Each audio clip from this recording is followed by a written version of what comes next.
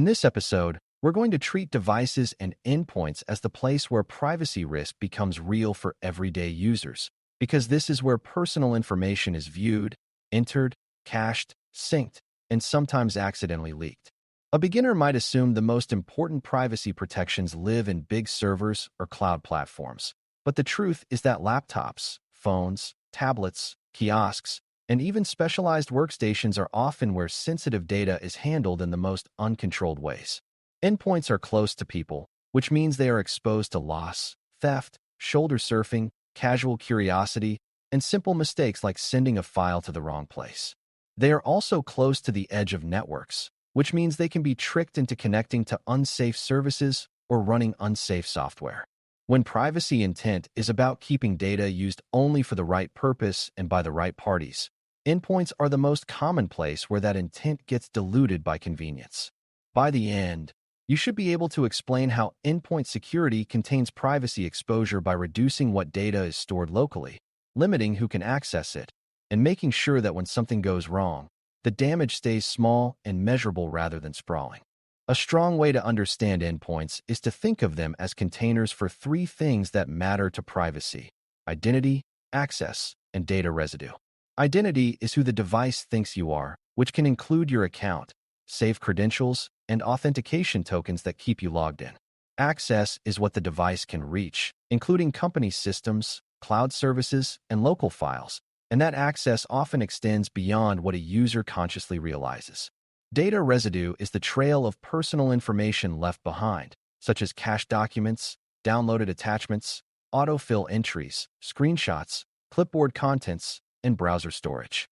Beginners often focus on obvious files, but privacy exposure frequently comes from residue that feels invisible during normal use.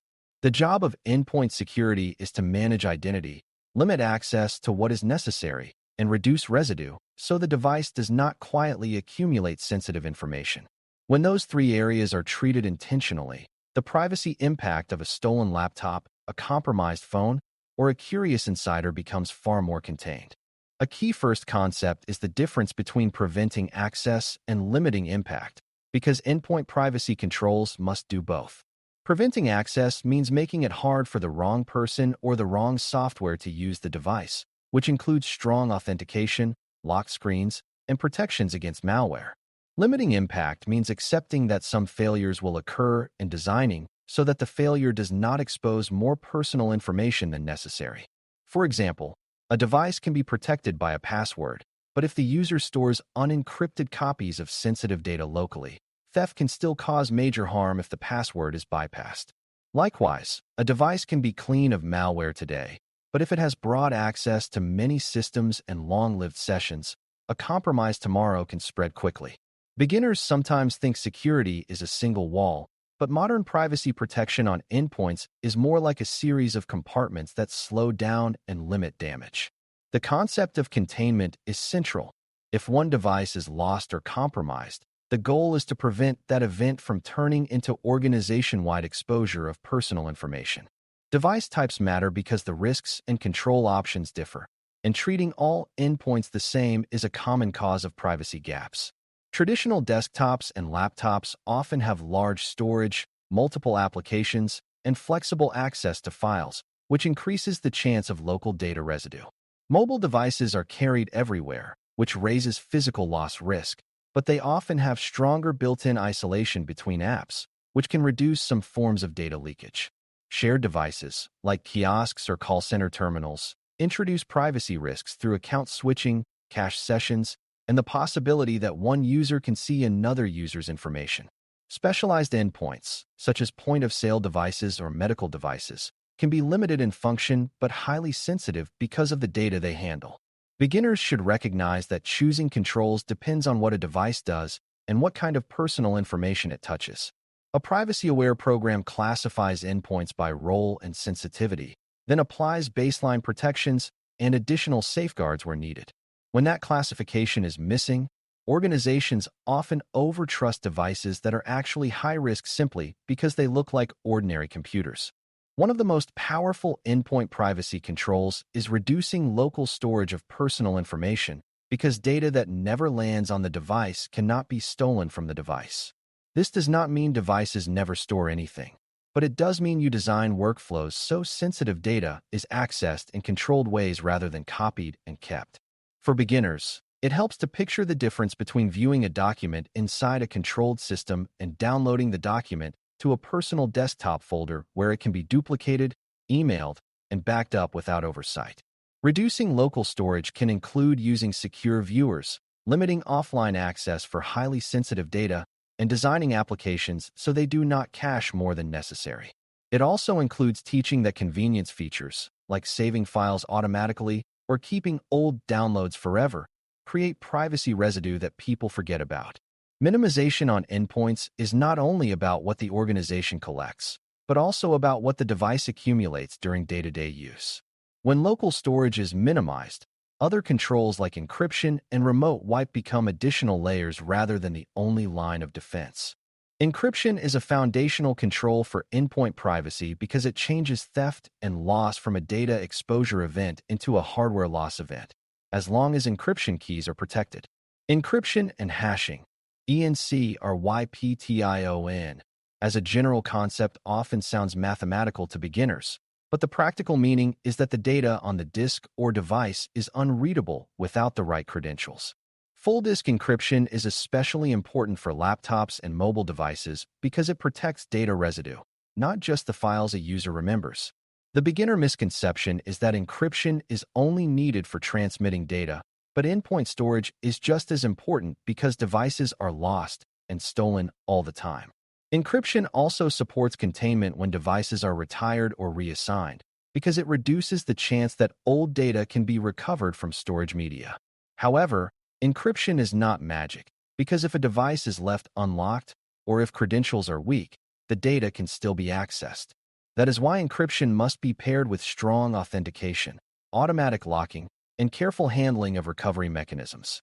Authentication and session management on endpoints are central to privacy, because many exposures happen when someone gains access to an already authenticated device.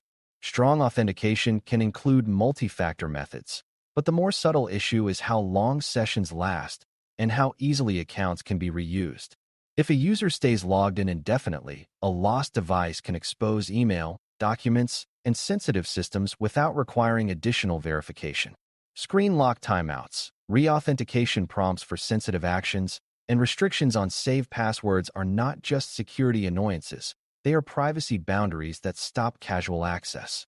Beginners often assume that if the device itself has a password, everything inside is safe, but modern apps maintain their own sessions that can be hijacked if the device is accessible. Another privacy issue is account sharing, where multiple people use one account or one device without separation, making it impossible to trace who accessed what. Good endpoint practices encourage individual accounts, clear sign-in flows, and session controls that match the sensitivity of the data being handled. When identity on the device is strong and sessions are bounded, privacy exposure is more contained when mistakes or incidents occur. Device management is where organizations try to make endpoint protections consistent rather than relying on each user to configure settings perfectly. Mobile device management, MDM, is a set of capabilities that helps enforce policies on devices, such as requiring screen locks, enabling encryption, controlling app installation, and supporting remote wipe. For beginners, the privacy value is that MDM helps ensure a minimum standard so that one careless device does not become the weak link that exposes personal information. It also supports separation between personal and organizational data on devices, which can be important when people use one device for both work and personal life. A common misunderstanding is that device management is only about controlling employees, but a well-designed program focuses on protecting data and reducing chaos, not on surveillance. This is why privacy-aware management policies should be clear about what is monitored and what is not, and should avoid collecting unnecessary personal telemetry from the device owner. When device management is designed with minimization, it can enforce strong controls while respecting the boundary between organizational risk and personal privacy. Detection and response on endpoints also matters, because prevention is never perfect and privacy exposure often depends on how quickly an organization notices something is wrong. Endpoint detection and response, EDR, is an approach that monitors endpoints for suspicious behavior and supports investigation and containment when compromise is suspected. The privacy angle is that EDR can protect personal information by limiting how long an attacker can operate on a device, and by allowing rapid isolation, credential resets, and targeted cleanup. At the same time, EDR can introduce privacy concerns because monitoring can capture activity that includes sensitive content, especially if logging is too detailed or access to logs is too broad. A privacy-aware approach uses EDR data for security purposes with strict access controls, limited retention, and clear rules about who can view it and why. Beginners should understand that monitoring is a double-edged tool. It can reduce exposure by stopping attacks, but it can also create exposure if the monitoring data becomes a new sensitive dataset. The goal is to use detection to contain incidents while applying minimization and governance to the monitoring itself. Applications on endpoints are another major driver of privacy exposure because applications determine where data is stored, how it is shared, and what permissions are requested. A beginner might assume the operating system is the main security boundary, but many privacy leaks happen at the application layer through overly broad permissions, insecure plugins, or casual file sharing features. Application control strategies reduce risk by limiting what can be installed, keeping software up to date, and restricting high-risk behaviors like running untrusted executables or enabling risky browser extensions. Another important idea is data handling within applications, such as whether the app stores data locally, whether it caches sensitive content, and whether it syncs data to third-party services. When endpoints allow any application to be installed without oversight, personal information can be copied into unknown ecosystems where the organization has little control. Beginners should also recognize that productivity features like autosave, autosync, and collaboration sharing can unintentionally expose sensitive data through misaddressed shares or broad link permissions. Endpoint privacy is stronger when applications are chosen and configured with data handling in mind, not just with feature lists in mind. A surprisingly common endpoint privacy problem is the use of non-production environments, personal devices, or convenience tools to handle real personal information because people want to move fast and solve problems quickly. When developers, analysts, or support teams copy real datasets onto laptops for debugging, testing, or reporting, they create untracked copies that often persist for years. Those copies bypass retention schedules, bypass access controls, and turn a single authorized dataset into many uncontrolled datasets. Beginners should see this as a lifecycle issue that starts at the endpoint. The moment data is downloaded locally, governance becomes harder and incident impact increases. The privacy-aware alternative is to use de-identified data for testing when possible, to keep sensitive work inside controlled environments, and to design support and analytics workflows that do not require local copies. Another containment principle is to restrict where sensitive data can be stored, such as preventing certain categories of information from being saved to removable media or personal cloud drives. These controls are not about punishing users. They are about preventing a common failure mode where the endpoint becomes a permanent, unmanaged archive of sensitive information. When the endpoint is treated as a temporary workspace rather than a long-term store, privacy intent remains more intact. Physical security and user behavior are also part of endpoint privacy because devices exist in the real world, not just in networks. A stolen laptop from a car, a phone left on a table, or a device used in a crowded environment can expose personal information even without sophisticated hacking. Screen privacy filters, automatic locking, and clean desk habits can sound old-fashioned, but they directly reduce exposure, especially in environments like healthcare, education, and customer service where screens frequently display sensitive records. Beginners sometimes assume that cyber threats are always remote, but physical access is one of the fastest paths to privacy harm when endpoints are involved. Another physical risk is unauthorized peripherals, like unknown charging cables or storage devices, which can be used to transfer data or introduce malware. A privacy-aware endpoint strategy includes both technical controls and user education that explains why certain behaviors matter. When physical realities are acknowledged, the organization can design controls that match how people actually work rather than how policies wish they worked. Containment also depends on how endpoints connect to networks and services, because connectivity choices determine what an attacker can reach if a device is compromised. Even before you learn detailed network protocols, you can understand that a device with broad, always-on access to many internal systems can become a bridge for lateral movement and wider data exposure. Limiting access through segmentation, using strong authentication for remote access, and requiring revalidation for sensitive systems are ways to reduce the blast radius. Another important concept is that endpoints should not be treated as permanently trusted because they move across networks and can be exposed to phishing, unsafe downloads, and other risks. This is why modern designs often treat access as conditional, based on device posture and identity, rather than based on being inside a network perimeter. Beginners should also notice that consumer conveniences like automatic Wi-Fi joining and open networks can lead to traffic interception and account compromise if protections are weak. Connectivity controls are therefore privacy controls because they reduce the chance that endpoint compromise becomes a path to large-scale personal data exposure. When endpoints are treated as potentially risky by default, architectures naturally push toward containment. Incident response on endpoints is where all these controls are tested because a privacy program must assume that some devices will be lost, stolen, or compromised. A defensible response includes knowing what data could have been on the device, being able to disable accounts quickly, and being able to isolate or wipe the device when appropriate. Remote wipe is not just a convenience feature. It is a privacy containment tool that can prevent exposure when a device is lost. However, wipe and recovery must be handled carefully so that you do not destroy evidence needed for investigation or fail to meet legal obligations, which is why incident processes must be documented and consistent.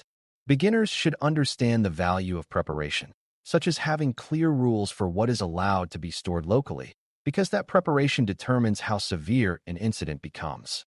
Another important aspect is communications, where teams must be able to assess whether personal information was exposed and what notifications might be required. When endpoint incident response is practiced and supported by strong baseline controls, privacy failures can be contained to small, well-understood events rather than turning into organization-wide crises. As we conclude, the main lesson is that securing devices and endpoints protects privacy by controlling identity, limiting access, and reducing the amount of personal information that can linger outside governed systems. Endpoints are where data residue builds up through caches, downloads, screenshots, and saved sessions, and those residues become the source of many real-world exposures when devices are lost or compromised. Encryption, strong authentication, bounded sessions, and consistent device management like MDM create a foundation that makes theft and mistakes less damaging. Detection and response capabilities like EDR can shorten the time an attacker has to access data, but they must be governed so monitoring does not become a new privacy exposure. Application choices, restrictions on local copying, and disciplined handling of real data outside production systems further reduce the number of uncontrolled copies that defeat retention and deletion goals. Physical realities and connectivity patterns matter as much as software settings, because devices travel, people make mistakes, and networks change constantly. When you treat endpoint security as containment of personal information exposure rather than just general hardening, you preserve privacy intent where it is most likely to be tested, at the point where real humans and real data meet everyday technology. Thanks for listening. For more audio courses, daily newsletters, and more, please visit BareMetalCyber.com.